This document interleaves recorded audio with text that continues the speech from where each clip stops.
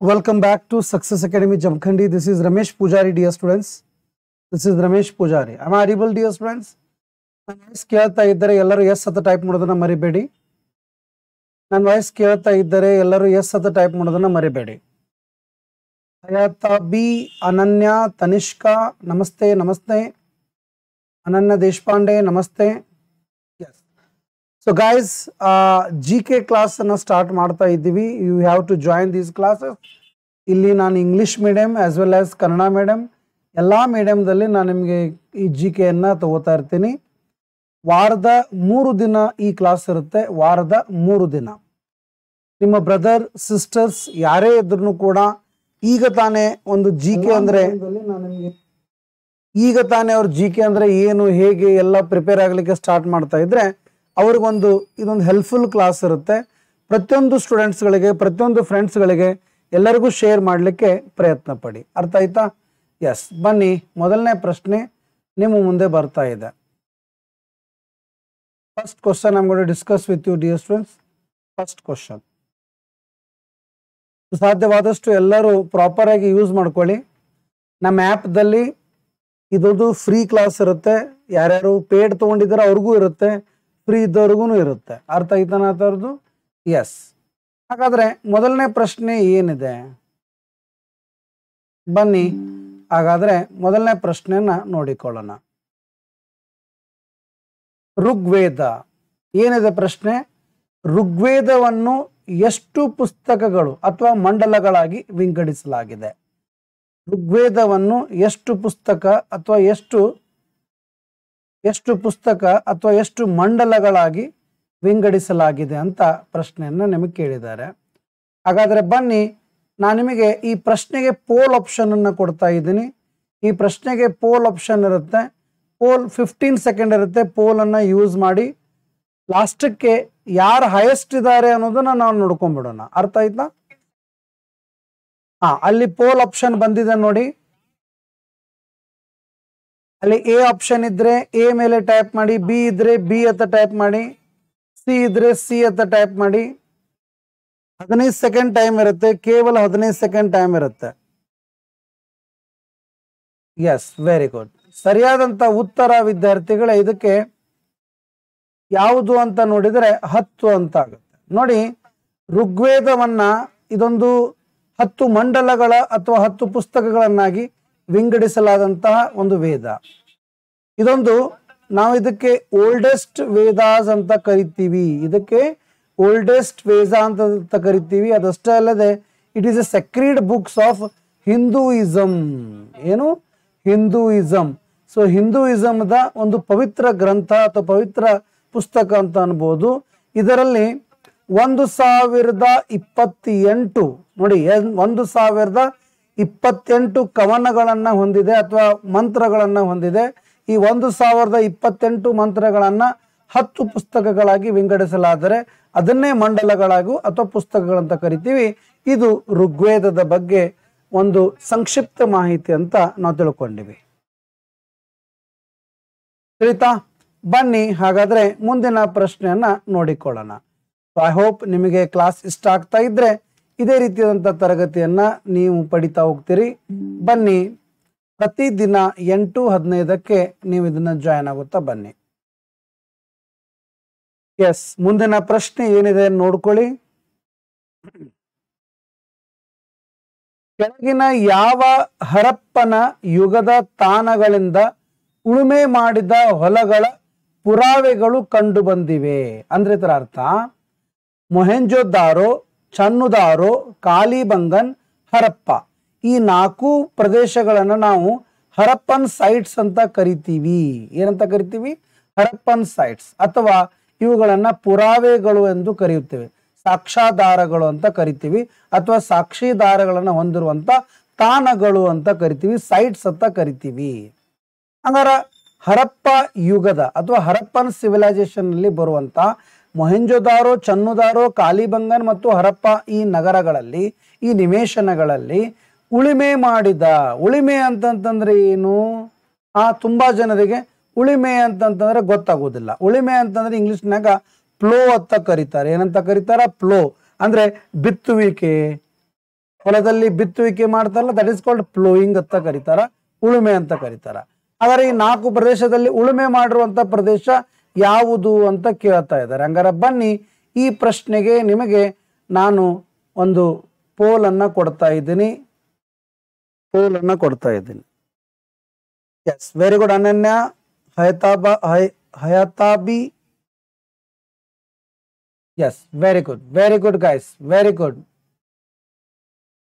Answer ಕೊಡ್ಲಿಕ್ಕೆ ಪ್ರಯತ್ನ ಪಡಿ. Very good. Deshpande, Naikar, Tanishka, Suresh. Yes, very good guys, very good, excellent. ನೋಡಿ, ನೀವು ಆನ್ಸರ್ ಕೊಟ್ಟ ಮೇಲೆ ಅದು ಎಷ್ಟು ಪರ್ಸೆಂಟೇಜ್ ಬಂದಿದೆ ಅನ್ನೋದು ಕೂಡ ಹೇಳುತ್ತೆ. ಅದು ತಿಳಿತಾ? ನಿಮಗೆ ಆನ್ಸರು 75% ಜನ ಆನ್ಸರ್ ಕೊಟ್ಟಿದ್ದಾರೆ. ತಿಳಿತಾರೆ? 75% answer. So the right answer is my dear students Kalibangan. ಏನು? ಕಾಲಿಬಂಗನ್. ಹಂಗಾದ್ರೆ ಈ ಕಾಲಿಬಂಗನ್ ಅನ್ನುವಂಥ ಒಂದು ನಿವೇಶನ ಏನದಲ್ಲ, ಇದನ್ನ ನಾವು ತಿಳ್ಕೊಳ್ಳಿಕ್ಕೆ ಅಂತ ಹೋದರೆ ಇದು ಎಲ್ಲಿ ಬರುತ್ತಪ್ಪ ಅಂತಂದ್ರೆ ವಿದ್ಯಾರ್ಥಿಗಳೇ, ಇವತ್ತಿನ ರಾಜಸ್ಥಾನದಲ್ಲಿ ಬರುತ್ತೆ. ಎಲ್ಲಿ ಬರುತ್ತೆ? ರಾಜಸ್ಥಾನದಲ್ಲಿ ಬರುತ್ತೆ. ರಾಜಸ್ಥಾನದ ಯಾವ ಡಿಸ್ಟಿಕ್ ನಲ್ಲಿ ಅಂತ ಕೇಳಿದ್ರೆ ಹನುಮನಗರ್ ಅಥವಾ ಹನುಮಾನ್ಗರ್ ಅಂತ ಬರುತ್ತೆ. ಒಂದು ಏನು? ಹನುಮಾನ್ಗರ್ ಅಂತ. ಆ ಹನುಮಾನ್ಗರ್ ಎಂಬ ಡಿಸ್ಟಿಕ್ನ ರಾಜಸ್ಥಾನದಲ್ಲಿ ಬರುವಂತಹದ್ದು. ಅರ್ಥ ಐತನ ಆ ಥರದ್ದು? ತಿಳಿತರಿ? ಸೊ ಇದು ಗಾಘರ್. ನೋಡಿ, ಗಾಘರ್ ಎಂಬ ನದಿಯ ಪಕ್ಕದಲ್ಲಿ ಬರುವಂತಹ ಪ್ರದೇಶ ಕಾಲಿಬಂಗನ್. ಹಂಗಾರೆ ಕಾಲಿಬಂಗನ್ನಲ್ಲಿ ಉಳುಮೆ ಮಾಡಿದಂತ ಹೊಲಗಳ ಒಂದು ಸಾಕ್ಷ್ಯಾಧಾರಗಳು ಸಿಗ್ತಾವ. ಅದ್ರ ಜೊತೆ ಇಲ್ಲಿ ಘಾಘರ್ ಎಂಬ ನದಿಯ ಅಥವಾ ಘಾಘರ್ ಎಂಬ ನದಿಯ ಪಕ್ಕದಲ್ಲಿ ಬರುವಂತಹ ಪ್ರದೇಶ ಕಾಲಿಬಂಗನ್ ಆಗಿದೆ. ಇದು ರಾಜಸ್ಥಾನದ ರಾಜ್ಯದ ಹನುಮಾನ್ಗರ್ ಎಂಬ ಡಿಸ್ಟಿಕ್ ದಲ್ಲಿ ಬರುತ್ತೆ. ಅರ್ಥ ಐತಾರಿ? ಎಸ್, ಬನ್ನಿ ಹಾಗಾದ್ರೆ ಮುಂದಿನ ಪ್ರಶ್ನೆಯನ್ನ ನೋಡಿಕೊಳ್ಳೋಣ. S, very good Ananya, very good ಅನನ್ಯ ಅವರೇ, ವೆರಿ ಗುಡ್, ಎಕ್ಸಲೆಂಟ್. ಬನ್ನಿ ಹಾಗಾದ್ರೆ ಮುಂದಿನ ಪ್ರಶ್ನೆಯನ್ನ ನೋಡೋಣ. Yes, very good sir, very good. ಕೆಲವೊಬ್ರು ತುಂಬಾ ಚೆನ್ನಾಗಿ ಆನ್ಸರ್ ಕೊಡ್ತಾ ಇದ್ದಾರೆ. ಬನ್ನಿ ಮುಂದಿನ ಪ್ರಶ್ನೆಯನ್ನ ಓದ್ಕೊಳ್ಳಿ. ನೋಡಿ ಏನಾಗುತ್ತೆ. ಸಾಧ್ಯವಾದಷ್ಟು ಆನ್ಸರ್ ಕೊಡ್ಲಿಕ್ಕೆ ಪ್ರಯತ್ನ ಪಡಿ. ನೆನಪಿರ್ಲಿ, ಆನ್ಸರ್ ಅನ್ನ ಕೊಡ್ಲಿಕ್ಕೆ ಪ್ರಯತ್ನ ಪಡಿ. Excellent, excellent. Yes, yes. Question ಇದೆ, ಸುರ್ಕೋಟದ ಪುರಾತತ್ವ ಸ್ಥಳವು ಯಾವ ರಾಜ್ಯದಲ್ಲಿದೆ ಅಂತ ಕೇಳಿದ್ದಾರೆ. ಅಂದ್ರೆ ಸುರ್ಕೋಟದ ಅಥವಾ ಸುರ್ಕೋಟದ ಅನ್ನುವಂತ ಒಂದು ಪ್ರದೇಶ ಬರ್ತದ. ಏನಿದು? ಇದೊಂದು ಆರ್ಕಿಯಾಲಜಿಕಲ್ ಸೈಟ್. ಇದು ಆರ್ಕಿಯಾಲಜಿಕಲ್ ಸೈಟ್ ಅಂತಂದ್ರೆ ಏನು?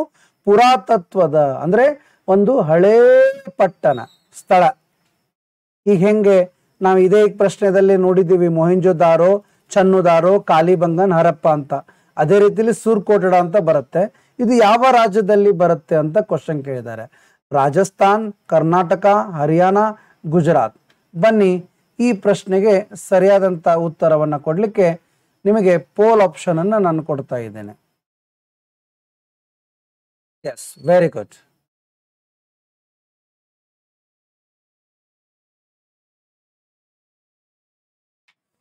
ಎಸ್, 30 ಸೆಕೆಂಡ್ ಟೈಮ್ ಕೊಟ್ಟಿದ್ದೀನಿ, ಅದಕ್ಕಿಂತ ಜಾಸ್ತಿ ಕೊಡ್ಲಿಕ್ಕೆ ಬರಲ್ಲ.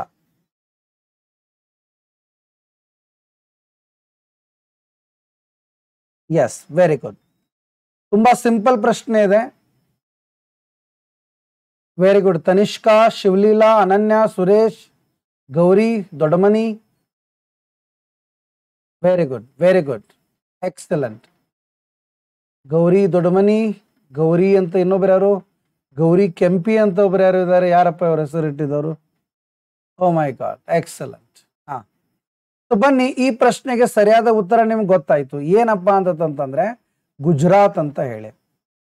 ಹಂಗಾರೆ ಈ ಒಂದು ಸ್ಥಳವನ್ನ ಎಕ್ಸ್ಕವೇಷನ್ ಮಾಡಿದವರು ಯಾರು? ಎಕ್ಸ್ಕವೇಷನ್ ಅಂದ್ರ ಏನು? ಅದರ ಅರ್ಥ ಇದನ್ನ ಹುಡುಕಿದವರು ಯಾರು ಅಂತ ಕೇಳಿದರೆ 1972ರಲ್ಲಿ ಜೆ.ಪಿ. ಜೋಶಿ ಅನ್ನೋರು. ಯಾರು?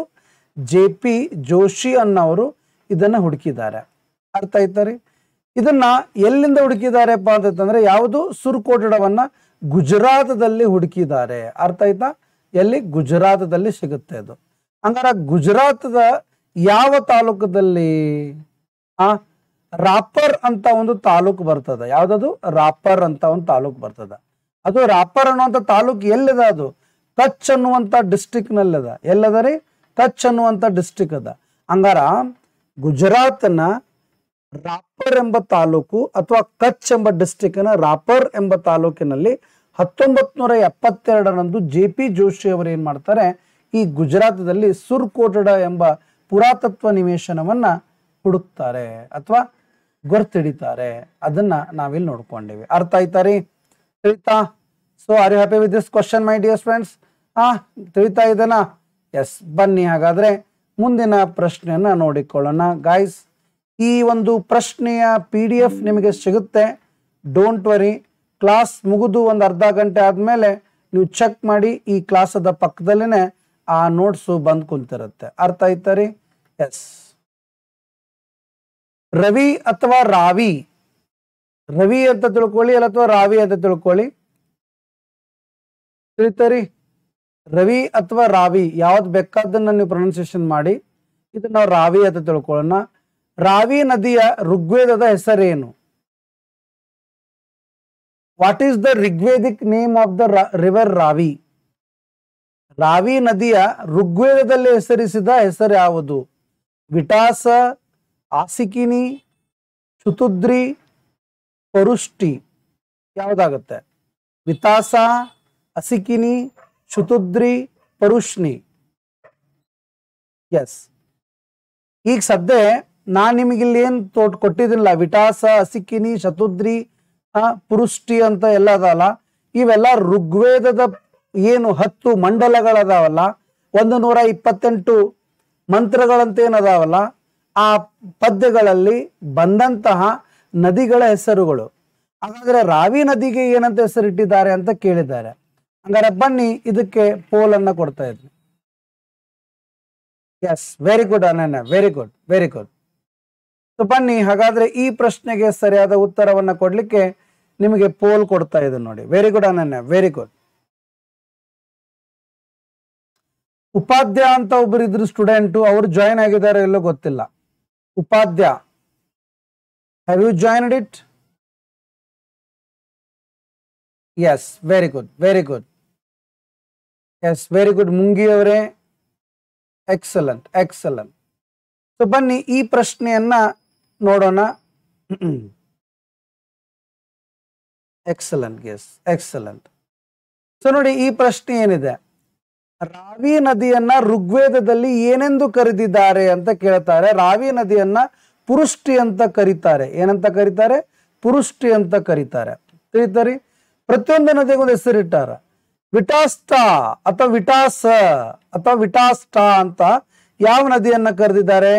ಜೀಲಂ ನದಿಯನ್ನ ಕರೆದಿದ್ದಾರೆ. ಏನ್ ನದಿಯನ್ನ? ಜೀಲಂ ನದಿಯನ್ನ ಕರೆದಾರ. ಅಸಿಕಿನಿ, ಅಸಿಕಿನಿ ಅಂತಂದ್ರೆ ಯಾವ ನದಿ? ಚೆನಾಬ್ ನದಿ. ಈಗ ಚಿನಾಬ್ ಅಂತ ಬರುತ್ತೆ ಅಥವಾ ಚೆನಾಬ್ ಅಂತ ಬರುತ್ತೆ. ಶುತುದ್ರಿ ಅಂತಂದ್ರೆ ಸತ್ಲೇಜ್. ಹೌದ್ರಿ? ಸತ್ಲೇಜ್ ಅಥವಾ ಸತ್ಲೇಜ್ ಅಂತಾನು ಅನ್ಬೋದು ನೀವು. ತಿಳಿತಾರಿ? ತಿಳಿತಾರಿ? ಎಸ್. ಹಂಗಾರೆ ವಿಟಾಸ, ಜೀಲಂ, ಅಸಿಕಿನಿ, ಚೆನಾಬ್, ಶುತುದ್ರಿ, ಸತ್ಲೇಜ್, ಪುರುಷ್ಟಿ, ಅರವಿ. ತಿಳಿತಾರಿ? ಇದು ನೆನ್ಪಂಗ್ ಇಟ್ಕೋರ್ ಗೊತ್ತಾ? PQR ಅಂದ್ರೆ ಪುರುಷ್ಟಿ ರಾವಿ ಅಂತ ಆಗತ್ತೆ. ಶುತುದ್ರಿ, ಸತ್ಲೇಜ್ ಇವೆರಡು ಎಸ್ ನಾಗದಾವ ನೆನ್ಪುಳಿತದ. ಅಸಿಕಿನಿ ಅಂತಂದ್ರೆ AC ಅಸಿಸ್ಟೆಂಟ್ ಕಮಿಷನರ್, ಅಸಿಕಿನಿ ಚೀನಾಬ್. ಅರ್ಥ ಐತರಿ? ವಿಟಾಸ ಜೇಲಂ, ವಿಜೆ. ಅರ್ಥ ಐತರಿ? ಅಥವಾ ಒಂದು ಅಲ್ಲು ಅರ್ಜುನ್ ಒಂದು ಫಿಲ್ಮ್ ಐತೆ ನೋಡಿ DJ ಅಂತ ಹೇಳಿ, ಹಿಂಗ್ ಮಾಡಿ ನೆನ್ಪಿಟ್ಕೊಳ್ಳಿಕ್ ಪ್ರಯತ್ನ ಪಡಿ. ಹಂಗಾರ ವಿಟಾಸ್ತಾ, ಜೀಲಂ, AC, ಚೀನಾಬ್, ಶುತುದ್ರಿ, ಸತ್ಲೇಜ್, ಆಮೇಲೆ PQR ಅಂತ ಬಂದಾಗ ಪುರುಷ್ಟಿ ರಾವಿ ಅಂತ ಬರುತ್ತೆ. ಅರ್ಥ ಆಯ್ತಾರಿ? ಹಂಗಾರೆ ಸರಿಯಾದ ಉತ್ತರ ಪುರುಷ್ಟಿ ಆಗಿತ್ತು. ಎಸ್, ತಿಳಿತಾ ಇದನ್ನ. ಕ್ಲಾಸ್ ಇಷ್ಟ ಆಗ್ತಾ ಇದ್ದರೆ ತಿಳಿತಾರಿ? ತಿಳಿತಾರಿ? ಕ್ಲಾಸ್ ಇಷ್ಟ ಆಗ್ತಾ ಇದ್ರೆ ಎಸ್ ಅದ ಥಮ್ ಕೊಡ್ಬೋದು. ಕ್ಲಾಸ್ ಇಷ್ಟ ಆಗ್ತಾ ಇದ್ರೆ ಗೈಸ್ ಎಲ್ಲರೂ ಎಸ್ ಅದ ಥಮ್ ಕೊಡ್ಬೋದು. ಮತ್ತೆ ಮುಂದಿನ ಪ್ರಶ್ನೆಯನ್ನ ನೋಡಿಕೊಳ್ಳೋಣ. Thank you, thank you sir, thank you very much. Yes, ಹಂಗೇನಿಲ್ಲ, ಸಾಧ್ಯವಾದಷ್ಟು ನಿಮ್ಮನ್ನ ಪರ್ಫೆಕ್ಟ್ ಮಾಡ್ಲಿಕ್ಕೆ ಪ್ರಯತ್ನ ಪಡೋಣ. ಅರ್ಥ ಆಯ್ತಾರಿ? ಎಸ್, ಬನ್ನಿ ಮುಂದಿನ ಪ್ರಶ್ನೆ ನಿಮ್ಮ ಮುಂದೆ. ಬ್ಯಾಬಿಲೋನನ್ ಹ್ಯಾಂಗ್ಯಾಂಗ್ ಅಥವಾ ಬ್ಯಾಬಿಲೋನಿನ್ ಹ್ಯಾಂಗಿಂಗ್ ತಿಳಿತರಿ. ಕೆಲವೊಂದು ಶಬ್ದಗಳು ಏನಾಗ್ತಾವ ಇಂಗ್ಲಿಷ್ದೇ ಆಗಿರೋದಕ್ಕ ಅವತರ ಉಚ್ಚಾರದಲ್ಲಿ ಸ್ವಲ್ಪ ಚೇಂಜ್ ಆಗತ್ತ. The hanging gardens of Babylon ಅಂತ ಏನದಲ್ಲ, ಅದನ್ನ ಅವ್ರು ಏನಂದಿದ್ದಾರೆ, ಬ್ಯಾಬಿಲೋನ್ನ ಹ್ಯಾಂಗಿಂಗ್ ಗಾರ್ಡನ್ಸ್ ಈ ಕೆಳಗಿನ ಯಾವ ಪ್ರಾಚೀನ ಸಂಸ್ಕೃತಿಗಳೊಂದಿಗೆ ಸಂಬಂಧಿಸಿದೆ ಅಂತ ಕೇಳ್ತಾ ಇದ್ದಾರೆ. ಏನು, ಬ್ಯಾಬಿಲೋನಾದ ಹ್ಯಾಂಗಿಂಗ್ ಅನ್ನುವಂಥ ಗಾರ್ಡನ್ ಅದಲ್ಲ, ಕೆಳಗಿನ ಯಾವ ಪ್ರಾಚೀನ ಸಂಸ್ಕೃತಿಗೆ ಸಂಬಂಧಪಟ್ಟದ? ಈಜಿಪ್ತಿಯನ್ನ ಸಂಬಂಧ, Mesopotamia, Chinese and Harappan. Yes, time ಕೊಡ್ತಾ ಇದ್ದೀನಿ. ಎಸ್, ಬನ್ನಿ ಪೋಲ್ ಅನ್ನ ನೋಡೋಣ. ಪೋಲ್ ಆಪ್ಷನ್ ನೋಡೋಣ.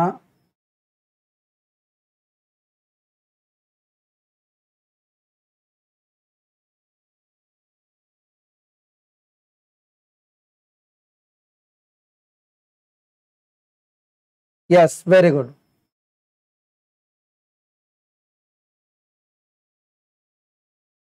Yes, very good guys, very good. Super, super. Excellent, excellent sir.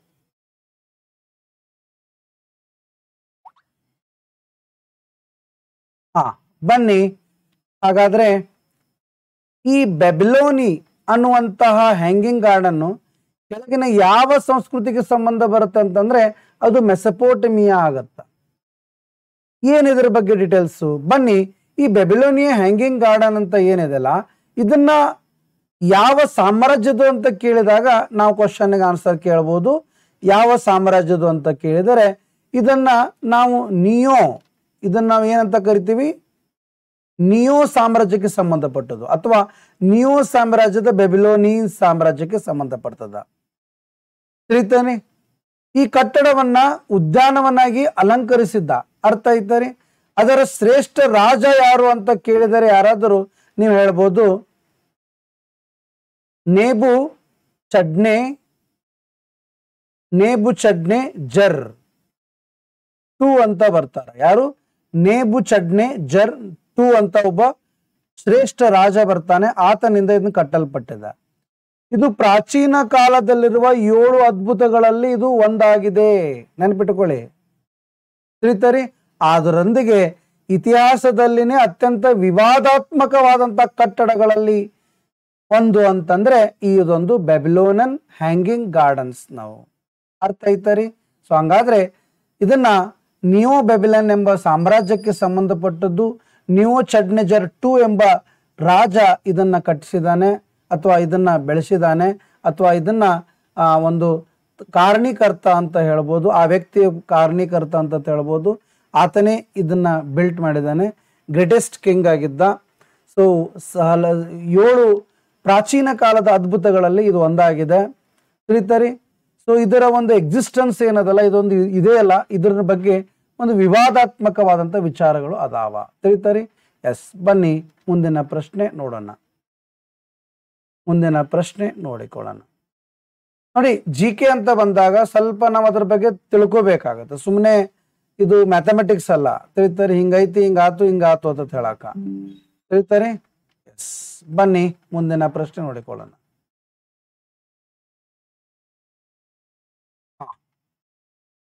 ಪುರಾತತ್ವ ಶಾಸ್ತ್ರದ ತಾಣ ಇನಾಮ್ ಗಾಂವ್ ಯಾವ ಸ್ಥಳದಲ್ಲಿದೆ? ಎಸ್, ಕಮ್ ಆನ್ ಗೆ ಸ್ಟೂಡೆಂಟ್ಸ್, ವೆರಿ ಗುಡ್. ಪುರಾತತ್ವ ಶಾಸ್ತ್ರ ದ ನಿವೇಶ ಅಥವಾ ನಿವೇಶನ ಅಥವಾ ಸ್ಥಳ ಅಂದ್ರೆ ಸೈಟ ಇನಾಮ್ ಗಾಂವ್ ಈ ಸಿಚುವೇಟೆಡ್ ಇನ್, ಇದು ಎಲ್ಲದ? ಕರ್ನಾಟಕ, ಉತ್ತರ ಪ್ರದೇಶ್, ಗುಜರಾತ್, ಮಹಾರಾಷ್ಟ್ರ. ಇದು ಬಹಳ ಸಿಂಪಲ್ ಪ್ರಶ್ನೆ ಅದ. ಆಲ್ಮೋಸ್ಟ್ ಆಲ್ ಇದನ್ನ ಎಲ್ಲರೂ ಆನ್ಸರ್ ಅನ್ನ ಕೊಡ್ಬೋದು, ಯಾಕಂತಂದ್ರೆ ಎಲ್ಲರೂ ಇದನ್ನ ಕೇಳಿರ್ತಾರ.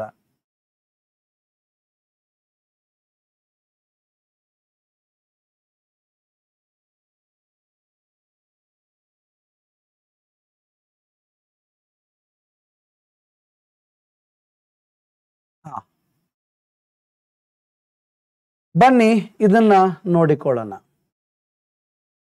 ನೋಡಿ, ಪುರಾತತ್ವ ಶಾಸ್ತ್ರದ ಆರ್ಕಿಯಾಲಜಿಕಲ್ ಡಿಪಾರ್ಟ್ಮೆಂಟ್ ನಲ್ಲಿ ಬಂದಂತ ಒಂದು ಸೈಟ್, ತಾಣ, ಸ್ಥಳ ಇನಾಮ್ ಗಾಮ್ ಅನ್ನೋದು ಮಹಾರಾಷ್ಟ್ರದಲ್ಲಿ ಬರ್ತದ. ಎಲ್ಲಿ ಬರ್ತದ ರೀ? ಮಹಾರಾಷ್ಟ್ರದಲ್ಲಿ ಬರ್ತದ. ಇದು ಹರಪ್ಪ ಸಿವಿಲೈಸೇಷನ್ ಅವನತಿಯ ನಂತರ ಬಂದಂತ ಒಂದು ಸೈಟ್ ಆಗಿದೆ, ಸ್ಥಳ ಆಗಿದೆ. ತಿಳಿತರಿ, ಇದೊಂದು ರೈತದ ಅಥವಾ ಒಂದು ಕೃಷಿಯ ಪ್ರದೇಶವಾಗಿತ್ತು. ಏನಾಗಿತ್ತು? ಇದು ಕೃಷಿಯ ಪ್ರದೇಶವಾಗಿತ್ತು. ಇದನ್ನು ಮೊನ್ನೆ KS ನಲ್ಲಿ ಹಳೆ ಪ್ರಶ್ನೆ ಪತ್ರಿಕೆಯಲ್ಲಿ ಕೇಳಿದ್ದಾರೆ. ಇದೊಂದು ಕೃಷಿಯ ಪ್ರದೇಶ ಆಗಿತ್ತು. ಇದು ಭಾರತದ, ನೋಡಿ, ಇದು ಭಾರತದ ಮಹಾರಾಷ್ಟ್ರ ಅಂತ ಬಂದ ಮೇಲೆ ಆಟೋಮೆಟಿಕ್ ಆಗಿ ನೀವು ಹೇಳ್ತೀರಾ ಇದು ಭಾರತದ ಮಹಾರಾಷ್ಟ್ರದಲ್ಲಿ ಇರುವಂತಹ ಪ್ರದೇಶ ಅಂತಂದ್ರೆ ನಮ್ಮ ಭಾರತದ ಪಶ್ಚಿಮದಲ್ಲಿ ಬರುವಂತಹ ಪ್ರದೇಶ ಆಗಿದೆ. ತಿಳಿತರಿ? Okay, yes. ಅದಷ್ಟೇ ಅಲ್ಲದೆ ಇದು ಗೋದ್ ಎಂಬ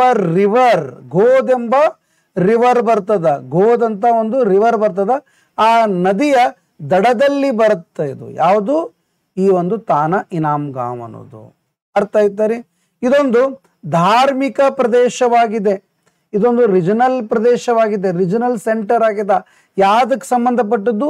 ಭೀಮಾ ಕಣಿವೆಗೆ. ಏನು? ಭೀಮಾ ಕಣಿವೆ ಅಂತ ಒಂದು ಕಣಿವೆ ಬರ್ತದಿಲ್ಲಿ. ತಿಳಿತಾ? ಭೀಮಾ ಅಂತ ಒಂದು ಕಣಿವೆ ಬರ್ತದ.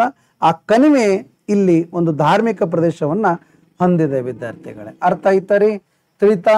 ಹಂಗಾದ್ರೆ ಬನ್ನಿ ಮುಂದಿನ ಪ್ರಶ್ನೆಯನ್ನ ನೋಡಿಕೊಳ್ಳೋಣ. ತಿಳಿತರಿ? ಎಸ್. ಸೊ ಕ್ಲಾಸ್ ಇಷ್ಟ ಆಗ್ತಾ ಇದ್ರೆ ನಿಮ್ಮ ಎಲ್ಲಾ ಗೆಳೆಯರಿಗೆ ಹೇಳ್ಕೊಳ್ಳಿ. 8-15 ನಿಮಿಷಕ್ಕೆ ಪ್ರತಿದಿನ ಇರುತ್ತೆ. ಫ್ರೀ ಕ್ಲಾಸ್ 20 ದಿನದವರೆಗೆ ಮಾತ್ರ. PUC ಈಗ ತಾನೇ ಓದ್ತಾ ಇರುವಂತ ವಿದ್ಯಾರ್ಥಿಗಳಿರ್ಬೋದು, ಇನ್ನು ಮುಂದೆ ಡಿಗ್ರಿ ಮಾಡ್ತಾ ಇರೋರು ಇರ್ಬೋದು. ಆಯ್ತಾ? ಎಸ್. ಬನ್ನಿ ಮತ್ತೊಂದು ಪ್ರಶ್ನೆಯನ್ನ ನೋಡಿಕೊಳ್ಳೋಣ. ಎಸ್, ಇದು ಇವತ್ತಿನ ಕೊನೆಯ ಪ್ರಶ್ನೆ ಆಗಿದೆ. ತಿಳಿತಾರೆ? ಈ ಪ್ರಶ್ನೆಗೆ ಉತ್ತರವನ್ನ ನಾನು ನಾಳೆ ನಿಮ್ಮ ಜೊತೆ ಡಿಸ್ಕಷನ್ ಮಾಡ್ತಿದ್ದೇನೆ. ತಿಳಿತಾರೆ? ನಾಳೆ ಡಿಸ್ಕಷನ್ ಮಾಡ್ತಾ ಇದ್ದೀನಿ. ಇವತ್ತೊಂದು 6 ಕ್ವಶನ್ಸ್ ಮಾಡಿದ್ದೀವಿ. ನಾಳೆ ಮತ್ತೆ ಕಂಟಿನ್ಯೂ ಮಾಡ್ತೀನಿ. ಓಕೆ. ಈ ಕೆಳಗಿನ ಯಾವ ಅವಧಿಯಲ್ಲಿ ಭಾರತದಲ್ಲಿ ಅಸ್ಟ್ರಿಚ್ಗಳು ಕಂಡು ಬಂದವು? ಭಾರತದಲ್ಲಿ ಇನ್ ವಿಚ್ ಫಾಲೋಯಿಂಗ್ ಪೀರಿಯಡ್ ಆಸ್ಟ್ರಿಚಸ್ ಅಂತ ಏನು ಪಕ್ಷಿ ಬರುತ್ತಾ ತಿಳಿತರಿ ಕಂಡು ಬಂದವು ಅಂತ ಕೇಳಿದ. ಇದರಲ್ಲಿ ಭಾರತದಲ್ಲಿ ಕಂಡು ಬಂದವ, ಅದು ಯಾವ ಅವಧಿಯಲ್ಲಿ? ಪ್ರಾಚೀನ ಶಿಲಾಯುಗ, ನವಶಿಲಾಯುಗ, ಮೆಸೋಲಿಥಿಕ್ ಯುಗ, ಮೆಗಾಲಿಥಿಕ್ ಯುಗ. ಅರ್ಥ ಆಯ್ತಾರೆ? ಈ ಪ್ರಶ್ನೆಯ ಉತ್ತರವನ್ನ ನೀವು ನಾಳೆ ನನಗೆ ಹೇಳ್ಕೊಡ್ಬೇಕು. Okay, thank you very much. ಇವತ್ತಿಷ್ಟು ಸಾಕು ಕ್ಲಾಸ್. ಓಕೆ.